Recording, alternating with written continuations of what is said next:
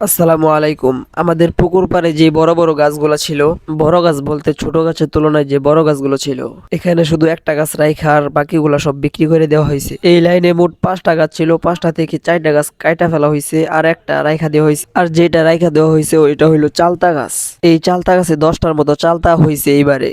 আমি প্রথমে ভাবছিলাম এই চালতা গাছ সহ বিক্রি করে দেওয়া হয়েছে, এই কারণে সবগুলো চালতা একবারে পেরে ফেলছি। আর চালতা গুলো মনে হয় ভিতরে পেকে গেছে, কেমন জানি এক সুঘ্রাণ আসতেছিল।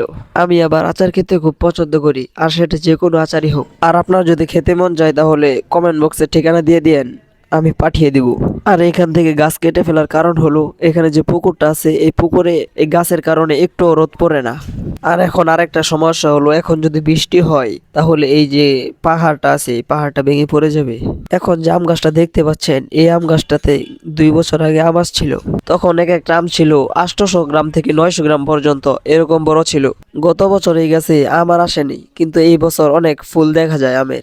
যেহেতু রমজান মাস, তাই ইফতারের পরে বসলাম আচার বানাতে সাহায্য করতেছিল আমার আম্মা। আম্মা তার মতো করে আচার বানাতে চাইছিল, কিন্তু আমি বলছি যে না, আমি ইউটিউব দেখে দেখে বানাবো। যাই হোক, আচার সবকিছু ঠিকঠাক করে আমি চলে গেছিলাম বাজারে। তারপর দোকান থেকে আইসা চলে গেছিলাম তারাবি নামাজ পড়তে। আমাদের প্ল্যান ছিল যে আমরা তারাবি নামাজ শেষ করে বড়ই খাবো। যেহেতু রমজান মাস, দিনে খাওয়ার সুযোগ থাকে না, তাই রাতেই খেতে হবে। শখের কি আর শেষ আছে?